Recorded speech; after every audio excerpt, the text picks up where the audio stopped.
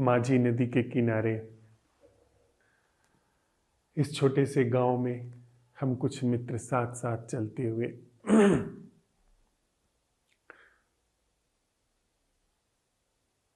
असंभव प्रश्न उठा करके असंभव प्रश्न की कीमिया से नैसर्गिक अन्वेषण को स्थापित करने का अवसर दे रहे हैं। नैसर्गिक अन्वेषण से हमारा आशय है ऐसा पता लगाना जो बुद्धि न कर रही हो, जो मैं न कर रहा हो, जो अवलोकन करे, जो जागरण करे। नैसर्गिक अन्वेषण और नैसर्गिक अन्वेषण अपने आप नैसर्गिक जागरण को उघाड़ देता है, अनावृत कर देता है।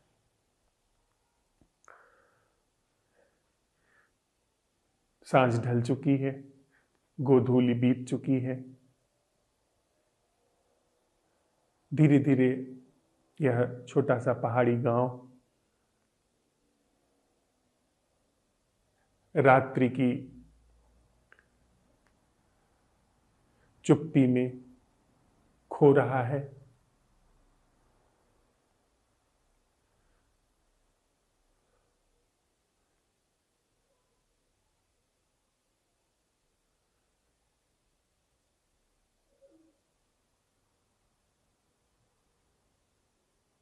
और इस खोती हुई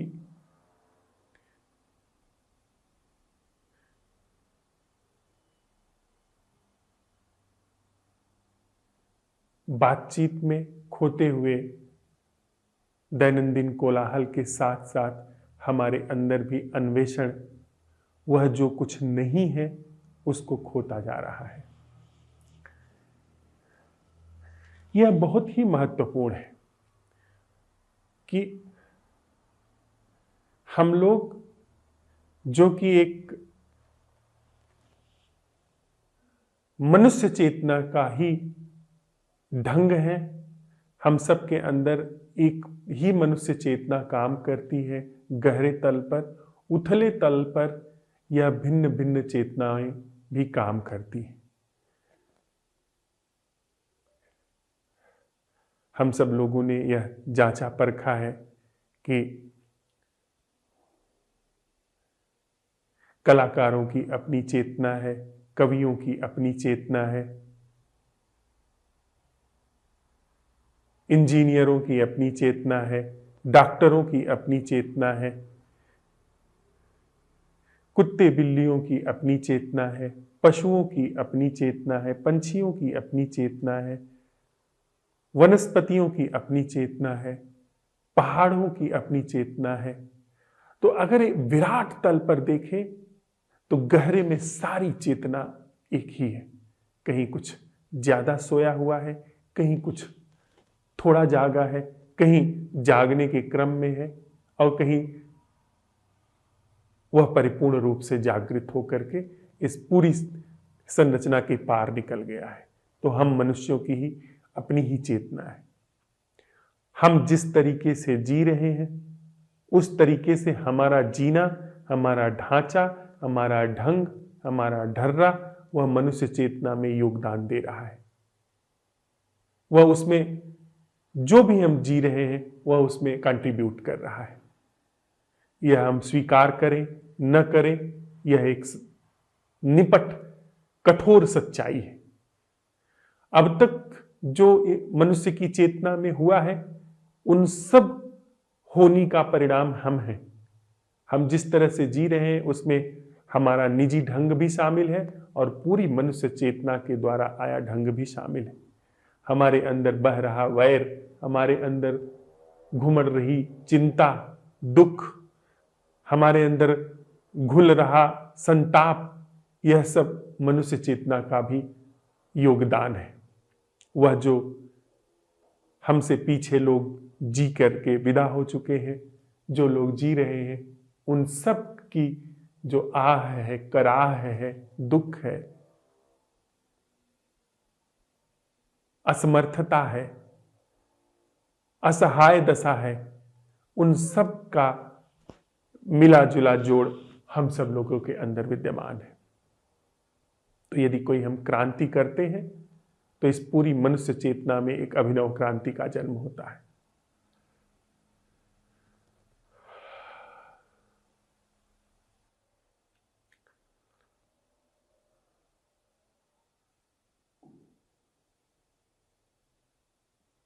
हम लोगों ने साथ में चलते हुए इस तथ्य का भी पता लगाया है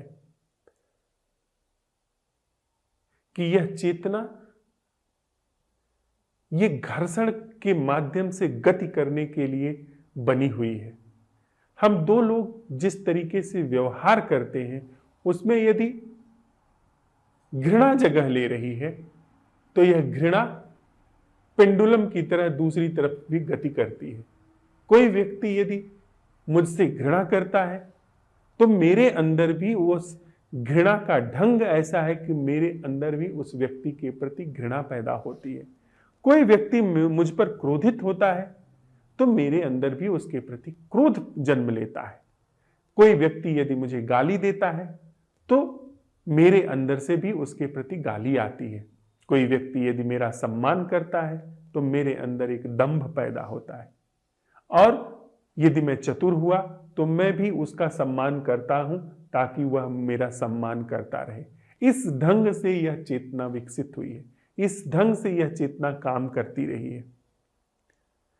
यह जो एक दूसरे को झांसा देने का, भुलावा देने का, भ्रम देने का ढंग है, इसको समझते हुए, इसका परीक्षण करते हुए, निरीक्षण करते हुए हम लोग ऐसे जीवन ढंग का, ऐसी जीवन कला का अन्वेषण कर रहे हैं जो इस तरीके के छद्म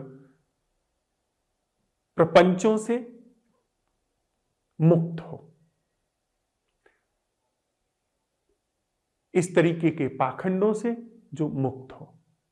होता क्या है, यदि आप देखें तो यह चेतना कैसे जीवित रही है, यांत्रिक रूप से इसने कैसे विकसित किया है कि कोई मुझे घृणा करता है, कारण जो भी हो, चाहे वह मनुष्य चेतना के माध्यम से वह घृणा उसके अंदर जगह ले रही हो या मनुष्य चेतना के माध्यम से घृणा ही एक व्यक्तित्व के रूप में वहां जन्म ले रही हो, या उस व्यक्तित्व की अपनी मोमेंटम हो, अपनी गति हो, उसके माध्यम से वह घृणा वहां पर सघनीभूत हो रही हो, उसके रिस्पॉन्स में, उसके रिएक्शन के रूप में यदि मेरे अंदर भी घृणा होती है तो इस चेतना में जहां एक घृणा होती है, यदि उसका मापन कहा जाए तो जहां एक घृणा है, जहां 1 किलो घृणा है, जहां 1 मीटर घृणा है, वहां 2 मीटर घृणा हो जाती है। जहां एक घाव है उस चेतना में, उस घृणा के माध्यम से, वहां 2 घाव हो जाते हैं। पलट करके फिर वह रिस्पॉन्ड करता है, 3 घाव हो जाते हैं। फिर आप करते हैं, 4 घाव हो जाते हैं। और हम लोग तो इस तरह से विकसित हुए हैं कि पीढ़ी दर पीढ़ी हम घावों पर घाव बढ़ाते चले जाते हैं। फिर घृणा ही घृणा पूरी चेतना में फैलती चली जाती है, पूरा जीवन विषाक्त होता चला जाता है। हम लोग उस जीवन ढंग का अन्वेषण कर रहे हैं जिसमें जो घाव है, जो घाव का ढंग है, वह तो विसर्जित हो ही और कुछ नया जगह ले, जो कि घाव न हो, स्वास्थ्य का जन्म हो, स्वास्थ्य उघड़ करके जीवन में प्रवाहित हो। जो अभी रुग्ण तरह से जीवन घटा है, दुख की तरह जीवन घटा है, वहां पर दुख से मुक्त स्वस्थ दशा जीवित प्रवाहित हो। हम लोग भोर इस प्रश्न के साथ विदा हुए थे कि बिना उपलब्धि के, आकांक्षा के अन्वेषण या ध्यान क्या है, जागरण क्या है। हम लोगों ने उपलब्धि की भाषा में ही सोचा है, देखा है, चीजों को परखा है, जाना है। तो उपलब्धि हमेशा भविष्य की होती है। कर्म कभी भी हमारा शुद्ध कर्म नहीं हो पाता, उसकी आंख भविष्य में मिलने वाले फल पर होती है, उपलब्धि पर होती है। कर्म जो कि अभी और यही है, उसका कोई स्वाद नहीं होता, उसका स्वाद हमेशा भविष्य में मिलने वाला होता है। और जब हम भविष्य में पहुंचते हैं तो स्वाद और आगे भविष्य में टल जाता है, क्योंकि यह जो टरकाने वाला ढंग है, यह आगे खिसका देने वाला ढंग है, यह भी सशक्त होता रहता है, यह भी ताकतवर होता रहता है। जो अभी और यही है, उसका स्वाद न ले पाने की जो हमारी असमर्थता है, जो अभी और यही है उसमें न जी पाने की जो असमर्थता है, वह जो भविष्य में अगर आ भी गया, हमारे अनुकूल भी हो गया, तो उसमें भी वही असमर्थता काम करती है कि वो उस क्षण में उसका स्वाद नहीं ले पाएगी, उसको जी नहीं पाएगी। उसी ढांचे से, उसी ढर्रे से, उसी ढंग से हम भविष्य में भी चलते चले जाएंगे।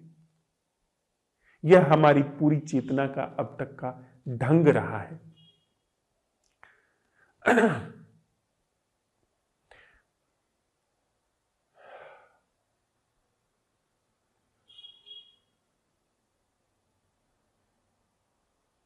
तो हमारे सारे जो कर्म हैं वो भविष्य के रूप में प्रायोजित होते हैं, वे हमेशा भविष्य में हैंग रहते हैं, झूलते रहते हैं।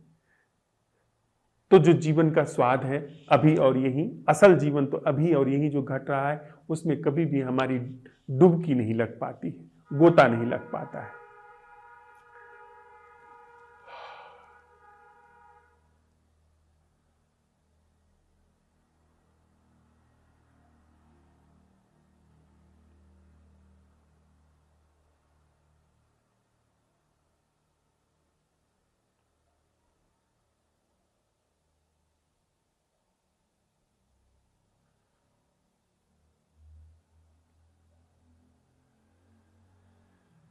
यह जो ध्यान है, नैसर्गिक अन्वेषण,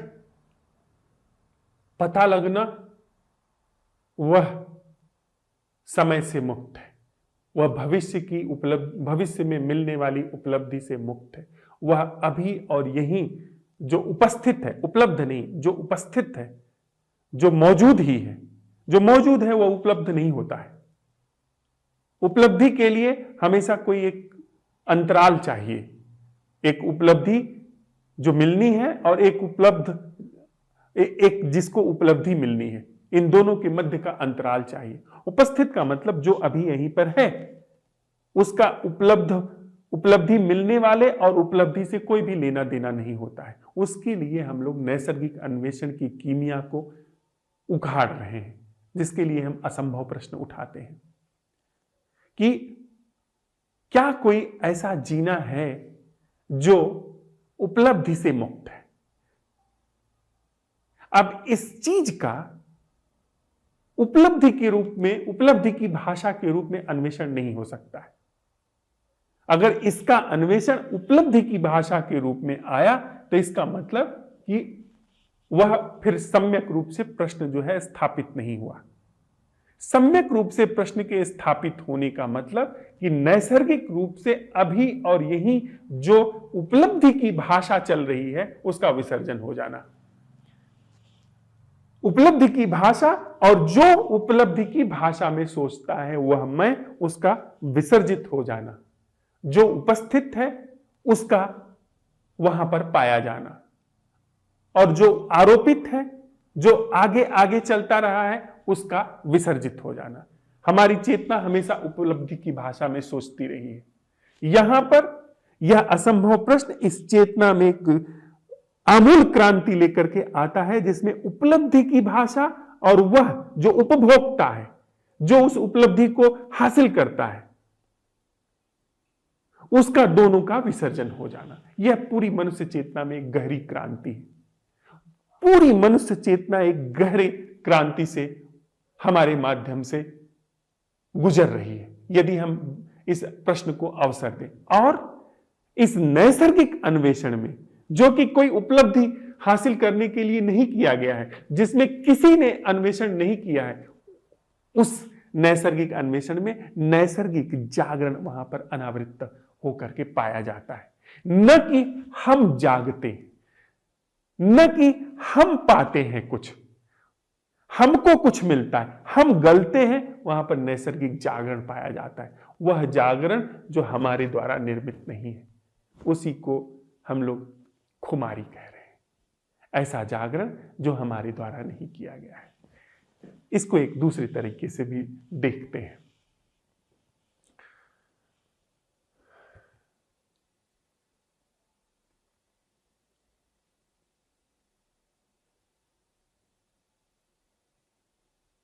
जातक कथाओं में एक कहानी आती है, एक कथा आती है।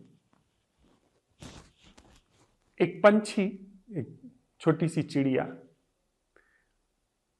उसने एक दिन देखा कि राजपथ पर, जिस पर बहुत सारी बैलगाड़ियां गुजरती हैं अनाज के बोरे लाद लाद करके, बहुत सारी घोड़े गाड़ियां गुजरती हैं अनाज लाद करके, उनसे कहीं न कहीं बोरों में से छन करके या किसी जगह से खुल जाने के कारण, फट जाने के कारण कुछ अनाज रास्ते पर गिर जाते हैं। उसने एक यह नई चीज खोजी। खोजते ही उसको यह ख्याल में आया कि यदि इस बात का पता मेरे और प्रजाति के लोगों को चलेगा तो मेरे लिए हो सकता है यहां पर अनाज कम पड़ जाए। उसने एक तरकीब सोची। उसने जाकर के अपनी प्रजाति की चिड़ियों से कहा कि आज मैंने देखा है कि वह जो रास्ता है, उस रास्ते पर बड़े ही खतरनाक ढंग से घोड़े, खच्चर, गधे, बैल और उनकी गाड़ियां चलती हैं। हमको वहां से बच के रहना चाहिए, भूल करके भी हमें वहां नहीं जाना चाहिए। अगर हम वहां जाते हैं तो हम मारे जाएंगे, कुचले जाएंगे। उसकी बात सुन करके सभी मान गए और उसको बड़ा अपना मेंटर भी घोषित कर दिया, उसको अनुशासी का नाम भी दे दिया। उसकी बात मानने लगे लोग कि इसने तो बड़े हित की बात हमारे की है। समय बीता, वह चिड़िया मजे से जाकर के वहां खूब अपना दाना चुगती थी। दूसरी चिड़िया वहां पर आने से परहेज करती थी, इसलिए जो भी अनाज गिरता था वह उसी के हत्थे लगता था। संयोग की बात, एक दिन वह दाना चुग रही थी, तभी एक पीछे से बैलगाड़ी आई। उसने सोचा कि मैं अभी उड़ जाऊंगी, लेकिन उसके चुगते चुगते बैलगाड़ी ने आकर के उसे कुचल दिया। वह मारी गई। उसके साथ के चिड़ियों ने उसकी खोजबीन करनी शुरू की। वे सब जगह खोजते थे पर उस जगह नहीं खोजते थे, क्योंकि वहां उसी ने मना किया था तो वो भला क्यों जाएगी। पर खोजते खोजते पता चला कि दूर से दिखाई दिया कि वह वहां पर मरी पड़ी है। उन सब लोगों ने देखा, कहा कि अरे यह तो हमें ही रोकती थी और खुद वहां पर जाकर के दाना चुगती थी, और देखो खुद मारी गई वह वहां पर। फिर वो वहां क्यों जाती थी, वह बात उनको समझ में नहीं आई। लेकिन वह बात हम मनुष्यों के संदर्भ में बड़ी लागू होती है। वहीं से कहीं न कहीं विकसित होते होते हम मनुष्यों की बुद्धि यहां तक पहुंची है। हम सारे अनुशासन का उपदेश दूसरों को देते हैं, हमारे जीवन में वे अनुशासन नहीं काम करते हैं। हम वैर न हो, लोभ न हो, क्रोध न हो, इसका उपदेश दूसरे को देते हैं। हम हिंसा का उपदेश, हिंसा न हो इसका उपदेश दूसरे को देते हैं, ताकि हमको हिंसा करने के लिए पर्याप्त जगह मिल जाए। हम जिस तरीके से जी रहे हैं उसमें हिंसा हमारे लिए आनी बिल्कुल उचित है, और उस हिंसा के लिए खूब जगह मिलती रहे, इसलिए हम चाहते हैं कि दूसरे लोग हिंसा न करें। उसी तरीके से तो नीति बनी है। नीति घोषणा करती है कि आप ऐसा मत करिए। राजनेता घोषणा करता है कि कठोर कानून बनाए जाएंगे, पर वह खुद सत्तासीन है। भ्रष्टाचार के लिए वे कठोर कानून बनाता है, पर सत्ता स्वयं में रखना सबसे बड़ा भ्रष्टाचार है। अपने हाथ में शक्ति रखना सबसे बड़ा भ्रष्टाचार है। तो हम लोगों के सारे नीति नियम अनुशासन दूसरों के लिए होते हैं, हमारे अपने लिए नहीं होते हैं। और यही चीज दूसरा भी कर रहा है, तीसरा भी कर रहा है। तो एक अलग ही तरह की हमारे अंदर चेतना निर्मित होती चली जाती है कि हमारे अंदर सारी जो उपदेश है वह दूसरे के लिए है, हमारे अपने लिए नहीं है। एक बहुत ही गलत प्रणाली हमारे अंदर प्रवेश करती चली गई है। हम अपने ऊपर काम नहीं करते हैं, या बहुत काम करते हैं तो थोड़ा सा अपने सोच विचार पर काम करते हैं। वह जो मूल ग्रंथि है, जो मूल जड़ है, उस पर कभी भी काम नहीं करते। उस पर कभी भी हम सवाल नहीं उठाते हैं कि कहीं ऐसा तो नहीं कि सारी खुराफात की जड़ मैं स्वयं हूं, मेरा स्वयं होना है, और यही चीज सब कोई करता है। उसका परिणाम क्या होता है? रिएक्शन। हम अपनी निजी उपलब्धि के लिए दूसरों के लिए जो अनुशासन बनाते हैं, दूसरों के लिए जो नीति बनाते हैं, उस क्रम में अंत में हमारे हाथ सिर्फ मृत्यु लगती है राजपथ पर। हम सब लोग रास्ते में मारे जाते हैं। हम सब लोगों की मृत्यु रास्ते में होती है। जैसे उस चिड़िया की मृत्यु रास्ते पर हुई, वो अपने घर नहीं पहुंच सकी, वैसे ही हम सब की मृत्यु रास्ते पर होती है। कोई घर हमें कभी उपलब्ध नहीं हो पाता, चाहे हम बंगले में रहते हो, चाहे झोपड़ी में रहते हो, मृत्यु रास्ते में ही हुई है। घर का पता ही नहीं चला, उस स्थान का पता ही नहीं चला जिस स्थान से कभी भी फिर चित होना नहीं होता है, जिस स्थान से कभी आदमी फिसलता नहीं, जिस स्थान से कभी बाहर नहीं होता, जिस स्थान से पर जीवन पुष्पित पल्लवित होता रहता है। हमारे लिए तो जीवन अभी है, मृत्यु में सब समा गया, समाप्त हो गया। हमको तो कोई घर का पता नहीं चला। हम जिसे घर समझते रहे, वहां से कब उजड़ करके स्मशान पहुंचा दिए गए, उसकी कोई खबर ही नहीं चली। ऐसा हम सब लोगों के साथ होता है। तो हमारी जो उपलब्धियों की भाषा है, जो हमारा उपलब्धियों का ढंग है, बड़ा दोषपूर्ण है। चाहे वह निजी उपलब्धि के लिए तथाकथित रूप से बाहर प्रवचन देना, और चाहे उपलब्धियों के क्रम में अपने आसपास राजपथ पर व्यवस्था बना लेना, जैसे उस चिड़िया ने बनाई, और इस उपलब्धियों की भाषा में चाहे और आगे स्वर्ग की, मोक्ष की, मुक्ति की कामना करके व्यवस्था बनाना, इंतजाम बनाना, यह पूरी उपलब्धि की संरचना ही दोषपूर्ण है, जो कि भविष्य के रूप में काम करती है। यह कहा जाए तो सम्यक कर्म ही नहीं है। उपलब्धि की भाषा में जो भी कुछ होता है, वह जीवन को उखाड़ने में मदद करता है, जीवन को अपरूटेड होने में मदद करता है। इसको भी थोड़ा सा हम लोग समझे कि कर्म क्या है, वह भी हमारे संवाद में आया है।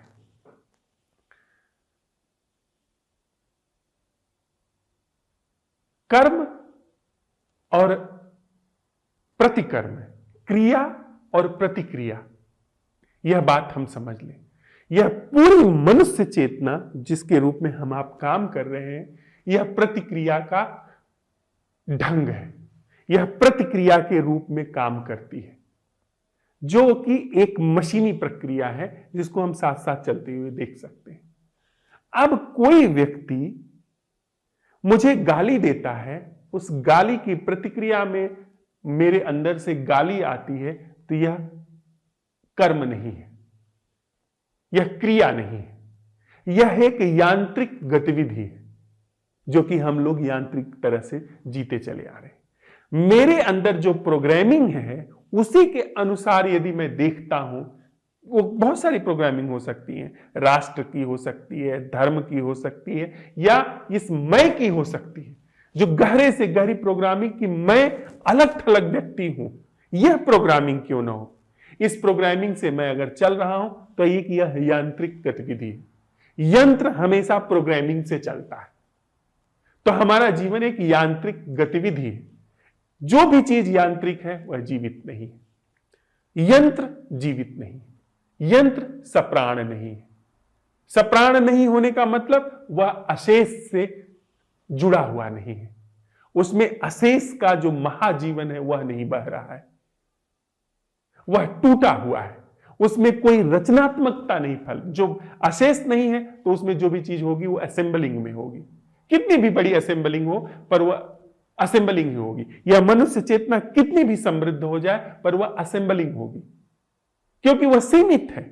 जो भी चीज सीमित है वह असेंबलिंग होगी। जो असीमित है वही सिर्फ जीवित हो सकता है। तो हमारी जो यह चेतना है, जो प्रतिक्रिया के माध्यम से चलती है कि आपने कुछ कहा, मेरा रिस्पॉन्स, मैंने कुछ कहा, आपका रिस्पॉन्स, यह यांत्रिक रूप से चलना, यह मशीन की प्रक्रिया है, यह जीवन की प्रक्रिया नहीं है। और इसमें दुख और मृत्यु बिल्कुल स्वाभाविक रूप से घटेगा, वह उस क्रम में ही आता है, उस यंत्र के क्रम में ही दुख और मृत्यु आती है। और जो भी उपलब्धि की भाषा में होगा, अनिवार्य रूप से उसमें कोई कर्ता होगा।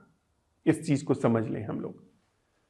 आप कोई बात कहते हैं और अगर यहां पर मैं हूं और वह बात आकर के मुझे टकराती है, आपने मुझसे कहा कि फला राष्ट्र दुनिया का सबसे ज्यादा पिछड़ा हुआ या सबसे ज्यादा गंवार राष्ट्र है, अशिक्षित राष्ट्र है, और मैं उस राष्ट्र का अपने को वासी समझता हूं। मेरी प्रोग्रामिंग उस भूभाग में रहते हुए उस राष्ट्र विशेष के साथ जुड़े रहने की है।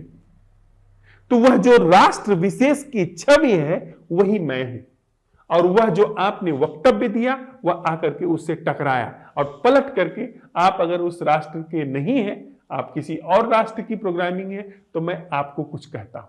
मैं भारत का हूं, आपने कुछ कहा तो पलट कर, आप अगर पाकिस्तानी हैं तो आपको मैं पलट करके दुगनी वजन से जवाब दूंगा। यह प्रतिक्रिया का ढंग है। लेकिन मेरे अंदर ऐसी कोई छवि है ही नहीं जो बनावटी है। छवि मात्र बनावटी है, बनावटी संरचना कोई मेरे अंदर है ही नहीं। आपने कहा, आप कहीं, वास्तविक बात है, कहीं भी न तो भारत जैसी चीज है, न कहीं पे पाकिस्तान, चीन, जापान जैसी चीज है। यह सब राजनीतिक व्यवस्थाएं हैं जो कि हमारे अंदर बहुत मजबूती से प्रोग्राम की गई हैं, संस्कारित किया गया है हमें। और इस बनावटीपन से यदि यहां पर मुक्ति है तो आप जो बात कहेंगे वह कहीं टकराएगी नहीं, वह पास हो जाएगी। उसको पकड़ने के लिए, उससे चिपकने के लिए मेरे अंदर कुछ है ही नहीं। यहां पर जो जीवन बह रहा है वो ऐसे किसी संस्कार में चल ही नहीं रहा है। वो बात आई और पास होकर के निकल गई। आपने जो भी कुछ कहा, एक गाली दी मुझे, मेरे अंदर अपने बारे में कोई छवि है ही नहीं। वो गाली आई, वह जो चोट आई, पर वो कहीं लगी ही नहीं, क्योंकि वह हिस्सा ही नहीं है जो कि चोट खाए। वहां कोई दीवार ही नहीं है, वो व्यक्ति ही नहीं है जो चोट खाए। वह बात पास हो गई। वहां पर जो जीवन है वह अगर जागरण में है, होश में है, नैसर्गिक, वहां पर जीवन नैसर्गिक रूप से जागरूकता में है, तो वहां पर प्रतिक्रिया के रूप में नहीं, क्रिया के रूप में कर्म घटेगा। और यह क्रिया के रूप में घटने वाला कर्म पूरी मनुष्य चेतना में एक विराट क्रांति है। क्रिया के रूप में क्या? जिसमें कोई करने वाला नहीं है, और वह कर्म जो उपलब्धि की भाषा से मुक्त है। प्रतिक्रिया हमेशा उपलब्धि की भाषा में होगी। आपने मुझे गाली दी, अब मुझे उपलब्धि के रूप में दुगनी वजन की गाली आपको इसलिए देनी है ताकि मेरा राष्ट्र सर्वोपरि बना रहे, और मेरे राष्ट्र के रूप में मेरे अंदर जो छवि है, जो जी रही है, जो मैं हूं, मेरे राष्ट्र की छवि ही मैं हूं। तो वह जो छवि है उसको जिंदा रखने के लिए मुझे आपके रूप में जो राष्ट्र की छवि है उसको नीचा दिखाना पड़ेगा, उसको छोटा करने पड़ेगा। तो उसको छोटा करने के लिए, उस छोटा करने की उपलब्धि के लिए मेरे अंदर से प्रतिक्रिया का कर्म जन्म ले रहा है। तो मैं और मुझे उपलब्धि चाहिए, यह तो इधर करने वाला है, उधर उसको उपलब्धि चाहिए। यह प्रतिक्रिया के ढंग है। और थोड़ा स्पष्टता से समझते हैं। मेरे अंदर यहां जो जीवन बह रहा है, उस जीवन में एक अच्छा व्यक्ति के रूप में मैं है। अच्छे व्यक्ति की छवि के रूप में, साधु व्यक्ति की छवि के रूप में एक मैं तथाकथित रूप से जीवित है। असल में नहीं, तथाकथित रूप से जीवित है। और इसका उद्देश्य है बड़े ही छिपे ढंग से कि इस अच्छे व्यक्ति की छवि को बरकरार रखा जाए। सब लोग मुझे अच्छा व्यक्ति समझते रहे, भले अंदर कोई अच्छाई हो न हो। आप मुझे आकर कहते हैं नहीं नहीं, आप अच्छे व्यक्ति जैसा कुछ नहीं है, आपसे ज्यादा तो निकृष्ट व्यक्ति कोई नहीं है। अब आपका कहना उस अच्छे व्यक्ति के रूप में मेरे अंदर जो जीवन बह रहा है, वह अच्छे व्यक्ति के रूप में जो मैं हूं, उसको आकर के चोट मार गया। मैं जिसे चोट मारा, और वह जो उपलब्धि की भाषा थी कि मुझे अच्छे व्यक्ति के रूप में बने रहना है, उसको चोट मार गया। अब प्रतिक्रिया के रूप में कर्म कैसे पैदा हो रहा है कि वह जो अच्छे व्यक्ति के रूप में मेरे अंदर छवि थी, उसी पर चोट लग करके अब एक रिस्पांस प्रकट हो रहा है। और उस रिस्पांस का लक्ष्य है कि अच्छे व्यक्ति की जो छवि है, जो चोटिल हुई है, उसको कैसे रिपेयर किया जाए, उसको कैसे फिर से बना करके रखा जाए, उसको कैसे अच्छी तरीके से फिर स्थापित हो। उसके लिए बहुत सारे ढंग हैं। उसके लिए मैं आपको कह सकता हूं कि नहीं, आप तो मुझसे ज्यादा बुरे हैं, आप अपना कर्म देखिए, आपने फलाधिका किया है, तो आप नीचे होते हैं, तो उस प्रकारांतर से मेरी जो छवि है, मेरा जो अच्छापन है, वो ऊपर हो जाता है।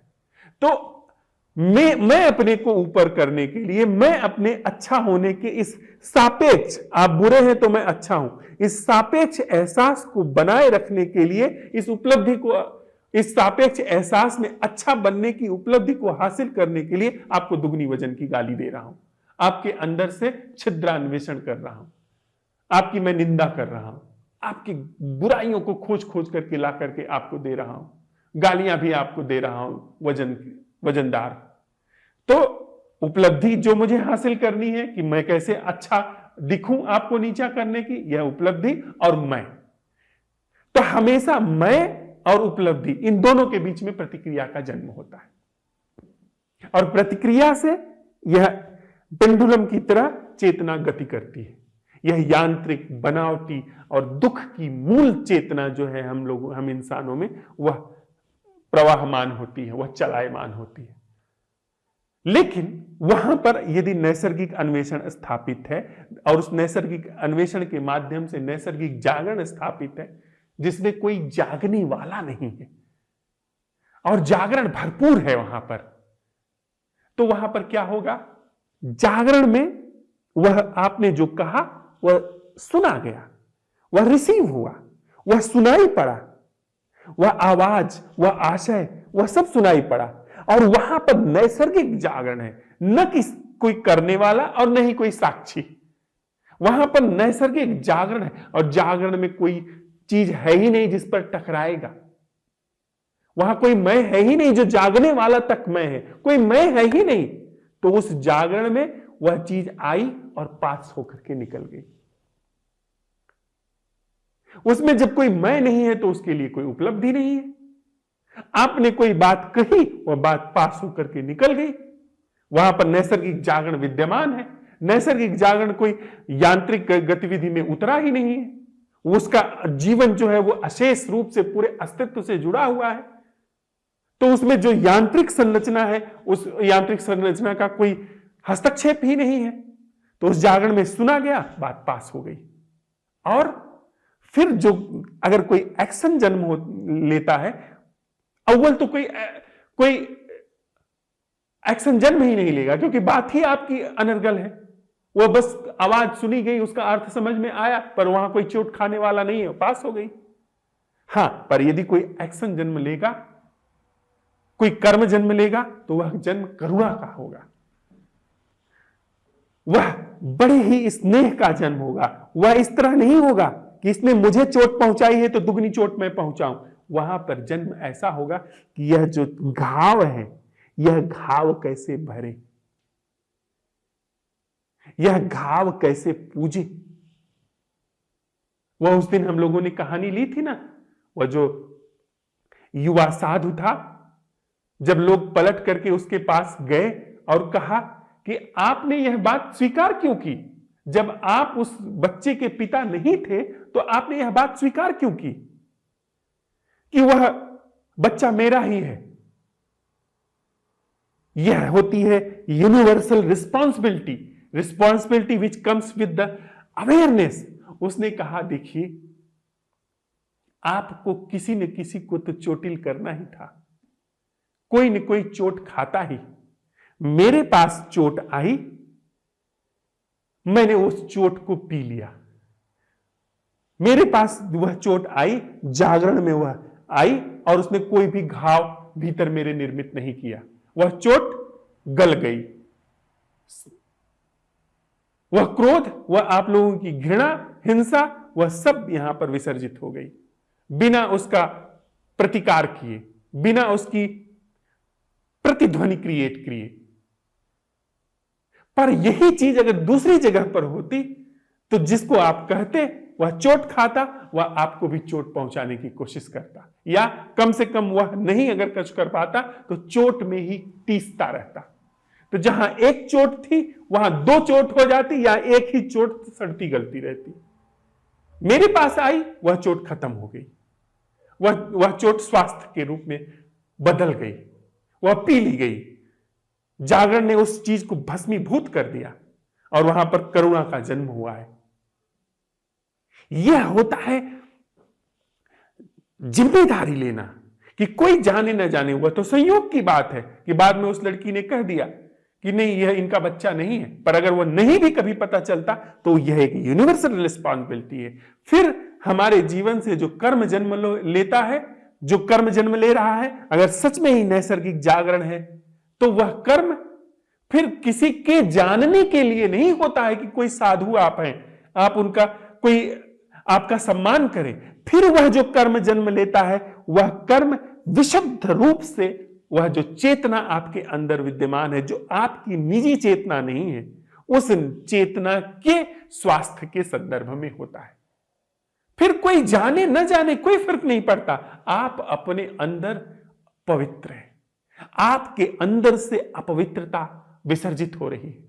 कोई घृणा कर रहा है, कोई बुराई कर रहा है, कोई निंदा कर रहा है, कोई पत्थर मार रहा है, कोई क्रोध फेंक रहा है आपकी ओर, आपके पास आता है, विसर्जित हो जाता है, आपके पास आता है, गल जाता है। आप प्रतिकार नहीं करते, आप नहीं, आपके अंदर आपके विसर्जन से जो जागरण है वो वहां से कोई प्रतिकार नहीं होता। यह एक विराट, यह एक ऐसी क्रांति है मनुष्य चेतना में जिसके समान कुछ नहीं। हो सकता है कि कुछ ऐसा इस तथाकथित बनावटी चेतना में, बनावटी संसार में, बनावटी दुनिया में कुछ ऐसा हो जो कि पूरे जीवन काल में आपको बिल्कुल ही उखाड़ करके फेंक दे, आपको समाज से बहिष्कृत कर दिया जाए, कोई फर्क नहीं पड़ता। इस दुनिया में जानने का भी क्या अर्थ है? जानना हो तो परमात्मा को जानना चाहिए। अगर इस जीवन को परमात्मा जानने लगा तो वह जानना जानने जैसा है। यहां के लोग इस ह्यूमन कॉन्शियसनेस में जो हम लोग हैं, जो भ्रमित हैं, दुखी हैं, संतप्त हैं, उनके किसी की प्रशंसा करने का भला क्या अर्थ है? उनके नोबेल पुरस्कार का क्या अर्थ है? उनके सम्राट बनाने का क्या अर्थ है? उनके तालियां पीटने का क्या अर्थ है? जो अंदर खुद ही दिग्भ्रमित है, जो अंदर स्वयं प्रमाद में है, सोए लोगों की प्रशंसा का क्या अर्थ है? क्या मोल है? अगर कोई मोल है, कोई असल मोल है तो जागरण के संदर्भ में है। अगर जागरण के प्रति हम निष्ठावान है, जागरण के प्रति हमने सम्यक रूप से अपने को अर्पित किया और वहां सम्यक कर्म घटने दिया, तो वह हमारा कल्याण तो कर ही चुका, हमारा परम कल्याण तो कर चुका। इस जीवन के रूप में, इस मैं के जीवन के रूप में जो दुख था वो तो विसर्जित हो ही गया, और वहां पर कुछ अशेष प्रतिष्ठा हुई है, कुछ अशेष अनंत अनादि कुछ चीजें हैं जो वहां पर बहने लगी है। कौन फिक्र करता है फिर बाहर क्या हो रहा है? बाहर आपको साधु समझा जा रहा है या शैतान समझा जा रहा है? आपने इस बाहर जो घट रहा जीवन है उसमें भी एक परम क्रांति का बीज बो दिया और अपना तथाकथित रूप से कल्याण तो कर ही गए। कौन फिर इस बात की चिंता करता है कि लोग आपको जाने समझे न जाने? आप अपने अंदर विराट और उस अशेष परम क्रांति के लिए काम कर ही गए। वही सबसे शुभ है। ऐसी शुभता का कोई मोल नहीं है, ऐसी शुभता का कोई सानी नहीं।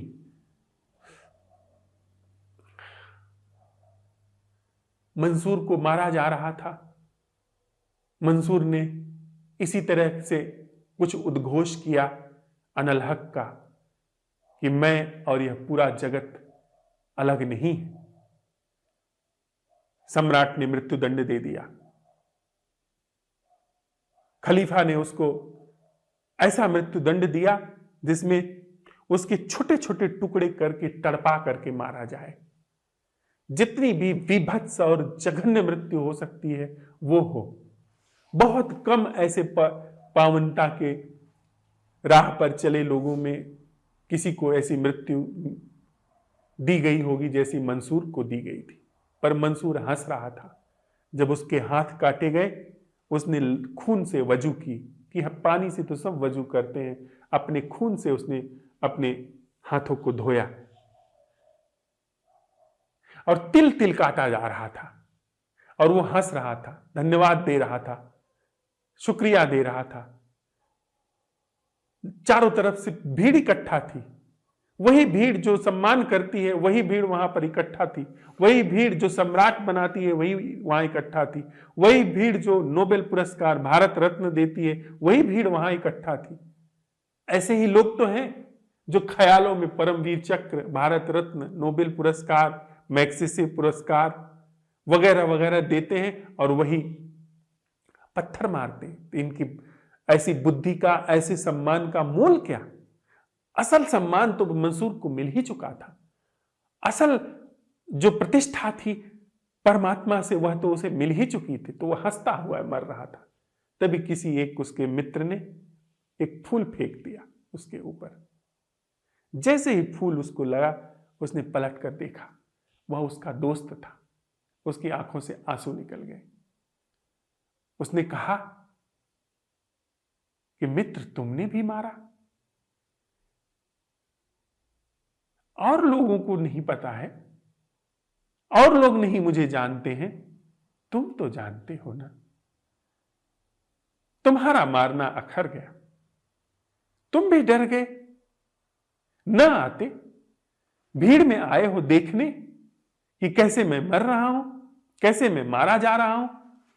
अब सब मार रहे हैं, तुम न मारते तो इन लोगों की गुस्से का शिकार होते, इसलिए तुमने फूल ही मार दिया। यह चोट कर गया, तुम तो जानते हो ना।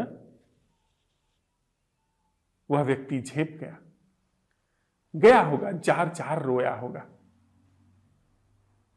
गया होगा, बहुत पछताया होगा कि मेरा फूल मारना भी चोट कर गया। एक महापुरुष के, एक संत के मरते हुए उसको मैं चोट कर गया। चोट लग नहीं सकती, चोट लगने का कोई उपाय नहीं है, पर वह एक व्यंग था उस व्यक्ति के ऊपर, और वह व्यंग हम सब लोगों के हृदय में छपा हुआ है। हम उन सब लोगों के हृदय में छपा हुआ है जो इस असंभव क्रांति का सूत्रपात कर रहे हैं, जो नैसर्गिक जागरण, नैसर्गिक अन्वेषण को जगह दे रहे हैं, जो इस पूरी मनुष्य चेतना में एक ऐसी क्रांति को ले आ रहे हैं जो कि इस मनुष्य चेतना को दुखों की पूरी संरचना से मुक्त कर दे। उनके लिए उसका व्यंग अंदर छप गया है। हम जब भी अपने इस अन्वेषण से उतरते हैं कुछ हासिल करने के लिए, कुछ पाने के लिए, जिसमें तथाकथित रूप से सम्मान हो, प्रतिष्ठा हो, लोग जाने, उसका व्यंग है, मंसूर का व्यंग वहां पर है। मंसूर का व्यंग कहता है कि यहां के लिए फूल भी मारा जाए, यहां फूल मारा जाए। इस बुद्धि में जो निष्कर्ष आते हैं, उन निष्कर्ष वाली बुद्धि के द्वारा फूल मारा जाए, बड़ी ओछी बात होगी, बड़ी सस्ती बात होगी। कोई जरूरत नहीं है, कोई न जाने, कोई न पहचाने। क्रांति भीतर हो गई, बगल के व्यक्ति को भी नहीं पता है। आपने अपना रोल पूरा कर दिया, अपनी भूमिका पूरी कर दी। आपसे जो भी छिप हो सकता था, जो भी हमारे आपके अंदर अनुस्यूत था, जो भी छिपा था, वह आपने फूल के रूप में खिला दिया। देखने के लिए वह अशेष बैठा है, वह परमात्मा है, वह परम जागरण है, परम चैतन्य है, वह परम सत्य देख रहा है। उसके देखने में चीजें आनी चाहिए। यहां कोई जाने न जाने, बगल वाला व्यक्ति भी न जाने, फर्क क्या पड़ता है। यहां भी आपने अपनी भूमिका पूरा कर दी, और वहां जो देखने जैसा है, जिसके देखने जैसा है, वह देख ही रहा है। तो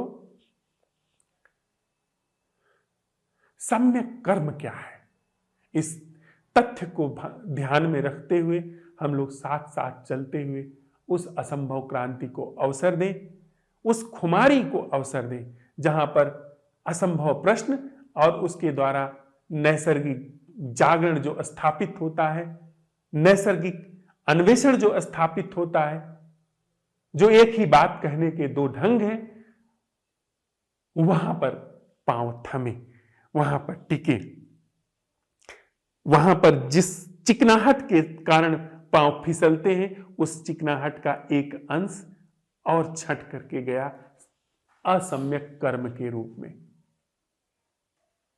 तो वह कर्म क्या है, वह जीना क्या है, जो करने वाले और उपलब्धि। भोर के प्रश्न में उपलब्धि थी, और अब उपलब्धि के साथ वह उपभोक्ता, जो कर्म फल का उपभोग करता है, वह कर्म, वह जागरण क्या है, वह जीना क्या है, जो उपलब्धि से तो मुक्त है ही, उपभोक्ता से भी मुक्त है। उसका हम लोग साथ में चलते हुए अन्वेषण करते हैं। फिर जो अवलोकन आता है, वो भोर की बैठक में हम साझा करेंगे। थोड़ी देर के लिए साथ में बैठते हैं इस प्रश्न के साथ कि वह जीना क्या है जो उपलब्धि और उपभोक्ता दोनों से मुक्त है। कोई उत्तर आता है तो निश्चित ही उपभोक्ता है,